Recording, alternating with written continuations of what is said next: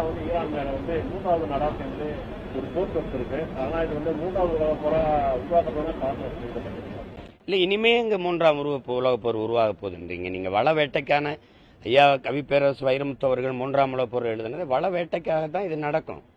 அது நீருக்காக நடக்குங்கிறத நம்ம எதிர்பார்ப்பு. இப்ப எண்ணெய்க்காக நடக்குது. அது சூழியல் போராளி வங்காரி மாத்தாய் நம்ம தாய் என்ன சொல்றா, உலகெங்கும் போர் என்பதே வள வேட்டைக்காக நடந்ததாண்டா. எல்லை விரிவாக்க நில விரிவாக்கத்துக்கு நடந்தது. அது வள வேட்டைக்கு. நீங்க ஆலிவர் ஹெம்பர் எழுதின நீங்க பிரிட்டிஷ் உளவாளியின் வாக்குமூலம் படிச்சீங்கன்னா அது தெரியும். சின்ன புத்தகம் தான்.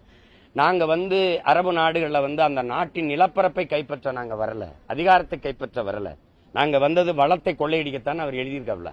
அது நீங்க படிங்க, தெரியும். உலக அரசியல் உங்களுக்கு புரிய வரும். அதே மாதிரி நீங்க ஜான் பெர்கின் எழுதின அமெரிக்க உளவாளியின் வாக்குமூலம், நீங்க அடியாளின் வாக்குமூலம் படிச்சாலும் உங்களுக்கு புரியும். இப்ப இதுல வல்லாதிக்க நாடுகளின் வள வேட்டைக்கு தான் இந்த போர் நடக்குது. இப்ப வளமிக்க நாடுகளை வேட்டையாடி தனது கட்டுப்பாட்டுக்குள் கொண்டு வளங்களை சுரண்டுவதற்கு தான் இது. இது அமெரிக்கா தன்னிச்சையா காலு உண்டக்கூடாதுன்னு ரஷ்யா வரும். ரஷ்யா தன்னிச்சையா காலு உண்ட விட்டுறக்கூடாதுன்னு அமெரிக்கா அதுக்கு எதிராக வரும்.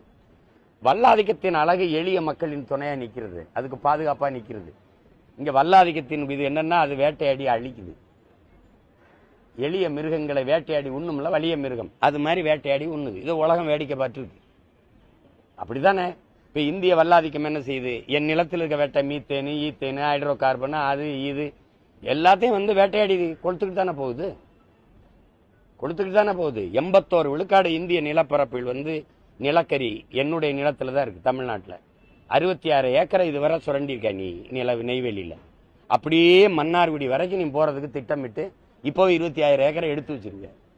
நாங்க சொந்த நாட்டில் எங்கள் வளங்களுக்காக எங்க வாழ்விடத்தை இழந்துட்டு அகதியா அலைஞ்சுக்கிட்டு இருக்கோம். அப்ப ஒரு நாடு கண்டிக்குதா பாருங்க. என்னடா இப்படி ஒரு ஒரு நாட்டு மக்களை இப்படி அழிச்சு கொள்றீங்களடா, அது என்ன காரணத்துக்காடா போர் தொடுக்கிறீங்க? அவன் அணு ஆயுதம் வச்சிருப்பான்பா. போர் முடிஞ்ச பிறகு தெரிந்து அணு ஆயுதம் வச்சிருந்தது இவன் தான். சதாம் ஹுசேன் மேல என்ன பழி போட்டுச்சு அமெரிக்கா? அன்னைக்கு என்ன பழி போட்டுச்சு? அணு ஆயுதம் வச்சிருக்காருன்னு.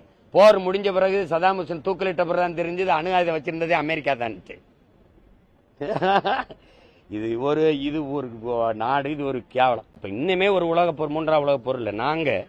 நான் என்னுடைய இனம் மூன்றாம் உலகப் போரை எதிர்கொண்ட ஒரு இனம். எங்களுடைய தலைவன், எங்களுடைய தமிழின விடுதலைக்காக எங்களுடைய தலைவன் கட்டி எழுப்பிய தமிழீழ தேசிய ராணுவம், விடுதலை புலிகள் என்ற ராணுவத்தை வீழ்த்துவதற்கு 22 நாடுகளின் துணை கொண்டுதான் நாங்கள் இறுதிப் போரில் விடுதலை புலிகளை வீழ்த்தினோம்னு அந்த நாட்டினுடைய ராணுவ அமைச்சர் கோத்தபாய ராஜபக்சேயும் அதிபர்